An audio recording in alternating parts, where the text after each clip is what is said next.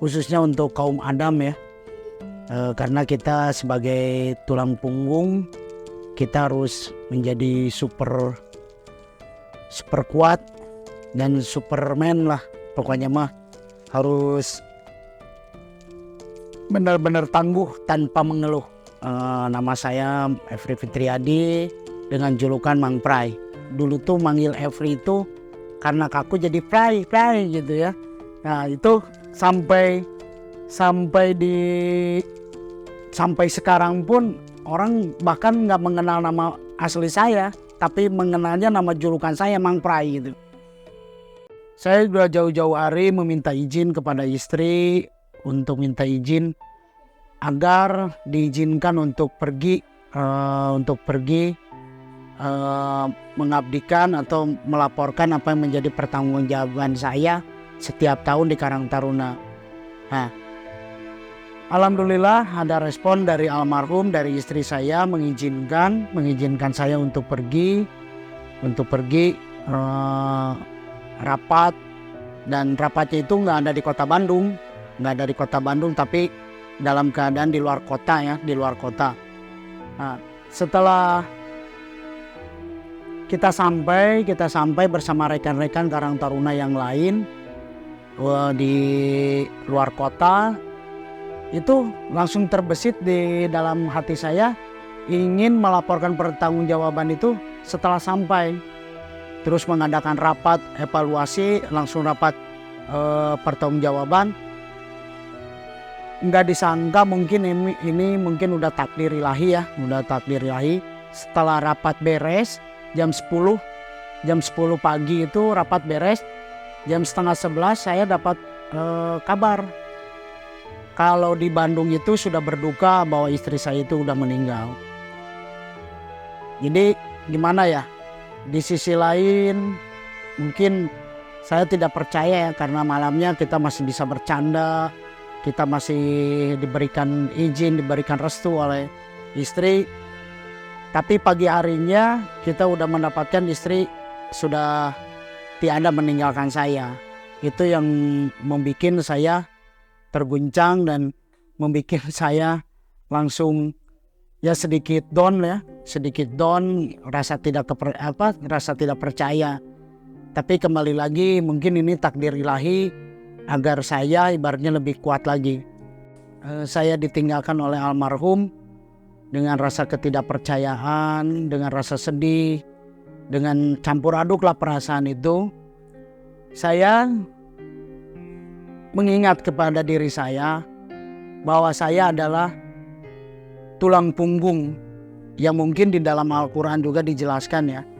Menjadi sosok seorang imam itu bukan hanya menafkahi lahir batin seorang istri atau anak saja, tapi seorang imam itu adalah menanggung dosa seorang istri dan seorang anak.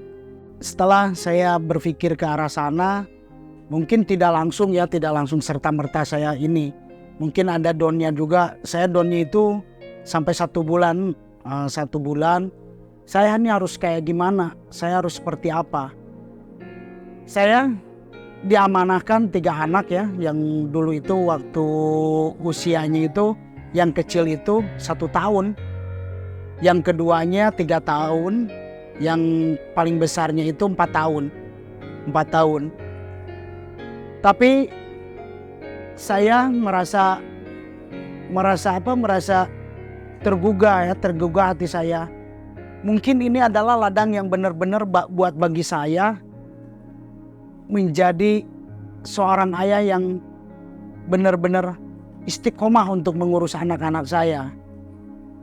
Bahkan saya pas setelah ditinggalkan, saya melihat anak-anak yang begitu betul-betul butuh perhatian seorang orang tua, yang mana anak itu ditinggalkan seorang ibu, dan sekarang hanya dia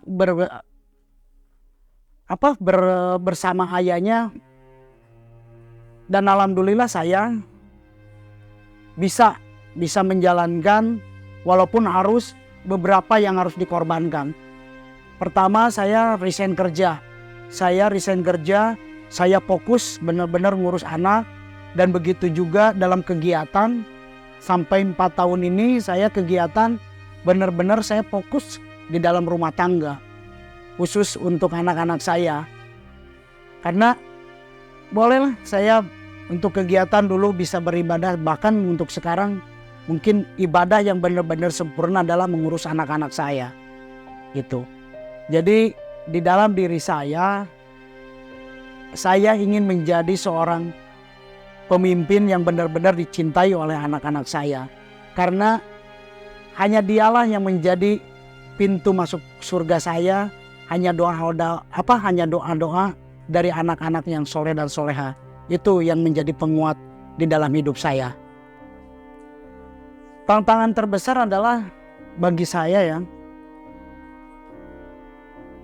saya mampu tidak untuk mendidik, menafkahi, membesarkan, merawat dia benar-benar sampai dia menuju balik ya, menuju dewasa. Ini yang menjadi tantangan ya, dari usia yang begitu belia. Mungkin ini jembatan atau masih anak tangga bagi saya ya. Mudah-mudahan mungkin saya diberikan amanah, diberikan umur panjang. Apa yang menjadi tantangan ini mungkin saya bisa hadapi. Untuk masalah kehidupan sehari-hari mungkin kita juga ibaratnya kita yakinkan lah. Walaupun dalam keadaan saya tidak bekerja tapi yakin. Dan saya tidak akan pernah merasa miskin ya. Karena saya benar-benar hidup dan dihidupkan oleh Allah yang Maha Kaya. Allah tidak akan pernah memberikan suatu ujian, suatu beban berat pada umatnya tanpa ada solusinya. Bahkan Allah juga menerangkan, aku memberikan ujian kepada umatku bahwa umatku pasti mampu. Dan saya diberikan ujian untuk mengurus anak 3 ini. Berarti Allah mempercayai bahwa saya itu mampu untuk mengurus ketiga anak kecil saya gitu ya. Hingga nanti dia tumbuh dewasa. Mungkin itu. Dan saya juga terus Haikul yakin bahwa selama saya masih diberikan nafas untuk hidup, pasti Allah memberikan apa yang menjadi jalannya. Gitu Kang Ijang. Kebetulan saya di awal itu diberikan rezeki untuk membuka usaha ya, warung-warungan, dan alhamdulillah saya sedikit bernapas lega dulu tuh. Bisa mengurus anak, bisa memberikan makan anak, menafkahi anak dari hasil warung walaupun tidak mencukupi ya untuk kebutuhan sehari-hari, tapi kami mensyukuri ya. Karena kalau bagi pribadi ya ingin senang ya mungkin aku juga bisa menitipkan anak di saudara di sini. Tapi aku berpikir Mang Pray berpikir, aku takut anak-anak itu nanti terganggu psikis anak ya. Nanti setelah dewasa, kok seorang ayah tega tega menitipkan aku setelah aku ditinggalkan oleh ibuku. Nah dari situ aku berpikir, lebih baik aku yang mengorbankan apa yang menjadi kebiasaanku, pekerjaanku, hanya untuk benar-benar fokus mengurus anak. Jadi tidak ada istilahnya aku hitung rugi tentang mengurus anak. Apapun yang terjadi, yang terpenting apa yang menjadi usahaku, apa yang menjadi pengorbananku berbuah indah untuk anak-anakku gitu. Sebelum meninggal itu aku pernah berbicara berdua di kamar. Mungkin dari obrolan, mungkin dari ucapan bisa menjadi doa ya. Aku tuh pernah berbicara dengan istri itu meminta kepada saya, ya kalau bisa udahlah capek, jangan terlalu sibuk, jangan terlalu sibuk dengan kegiatan. Dari situ aku mengucapkan kata-kata untuk memotivasi kepada istri saya. Bun, aku nanti 2020 akan fokus kepada keluarga. Aku akan fokus kepada keluarga, aku akan mengurus anak-anak, aku akan benar-benar ada di saat kamu butuh. Nah, setelah ucapan itu, pas tanggal 14 Desember apa yang menjadi ucapan aku itu terwujud. Dikabulkan, aku benar-benar fokus terhadap keluarga, tapi dengan sisi lain aku harus ditinggalkan istri. Dengan meninggalnya istri, apa yang menjadi ucapanku, aku harus merealisasikan apa yang menjadi ucapanku itu. Alhamdulillah, sampai sekarang aku benar-benar fokus terhadap keluarga, terutama kepada anak-anakku yang 3 ini. Ya, ada sedikit ya, namanya juga manusia, mungkin kalau setiap hari kita ngerepotin juga kan malu juga ya Mang Ijal. Tapi peran dari rekan-rekan, khususnya para sahabat, untuk menguatkan diri saya, dengan berkat doanya saya bisa kuat seperti ini. Alhamdulillah lah ya. Ada rekan-rekan yang sangat memberikan motivasi. Makanya saya sangat berterima kasih kepada rekan-rekan, khususnya para pejuang-pejuang sosial. Mereka paham tentang kondisi keluarga saya sekarang. Makanya saya sangat berterima kasih ya. Peran serta dari keluarga, dari sahabat, mungkin dari yang lainnya yang notabene di luar garis sahabat atau ini, mereka sangat memberikan motivasi untuk saya. Bahkan dari motivasi ini ada keberkahan juga, Kang Ijal.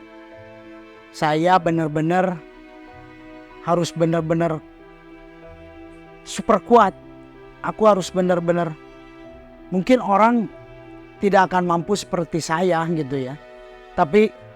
Dan saya pun tidak akan pernah menjadi kuat seperti ini tanpa ada dorongan doa dan bantuan dari saudara ataupun dari rekan-rekan. Seperti itu Kang Ijal.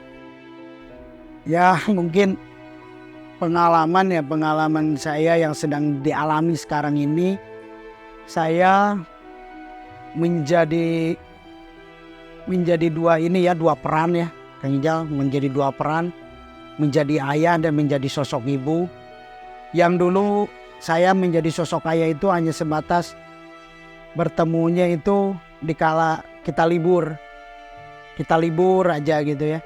Tapi sekarang benar-benar 24 jam saya harus bisa memberikan atau mencurahkan perhatian terhadap ketiga buah hati saya ini yang sangat luar biasa ya. Dari nafkahnya, dari makannya, dari sandangnya, seperti apa ya, alhamdulillah ya. Terus di dalam diri saya tidak merasa terbebani, karena ini udah kewajiban sebagai orang tua gitu. Dan saya pun ibaratnya tidak merasa, wah aku ini bukan peran seorang ibu loh, tapi aku harus mampu menjadi seorang ibu dan untuk bisa menjadi teman mereka, teman anak-anak aku gitu. Di awal ditinggal itu emang ada adaptasi yang harus continue ya terhadap anak-anak saya, bahwa mereka itu tidak mempunyai sosok seorang ibu ya.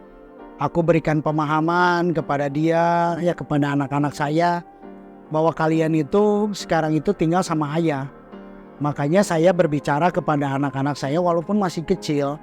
Dan alhamdulillah anak saya yang paling besar di usia 8 tahun ini, dia dewasa sebelum waktunya.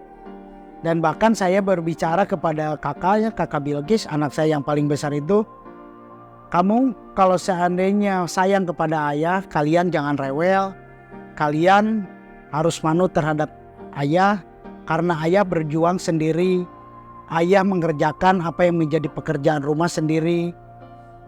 Mungkin saya juga memberikan arahan juga kepada anak-anak, bahwa ayah itu tidak kerja. Jadi kalian tolong jangan rewel, jangan terlalu banyak menuntut. Walaupun anak si kecil itu saya bangga banget gitu ya. Dengan pemahaman seperti itu dia seperti paham banget gitu. Bahkan sampai sekarang apa yang saya beri, apa yang ini mereka terima. Dan mereka tidak banyak menuntut layaknya anak-anak yang di luar sana. Aku pengen ini, aku pengen itu. Enggak terlalu banyak menuntut. Mungkin ini karunia dari Allah ya. Mungkin mereka dari kecil itu mungkin timbul kedewasaan yang sebelum masa ini tuh tahu bahwa ayahnya tidak kerja, ayahnya hidup mengerjakan pekerjaan rumah itu sendiri. Jadi benar-benar berkah lah untuk saya gitu, Bang Ijal. Sebenarnya langkah-langkah untuk menghadapi dikala kita ditakdirkan untuk menjadi single parent ya. Khususnya bagi diri saya itu, pertama teguhkan dulu iman. Teguhkan dulu iman, sadari bahwa apa yang menjadi takdir dari ilahi itu akan ada berbuah manis dan akan berbuah bahagia nantinya. Jadi untuk para single parent ya, baik wanita ataupun pria, jangan pernah mengeluh, jangan pernah merasa capek, jangan pernah merasa bahwa kita itu paling teraniaya atau paling benar-benar tersakiti ataupun paling merasa terbebani.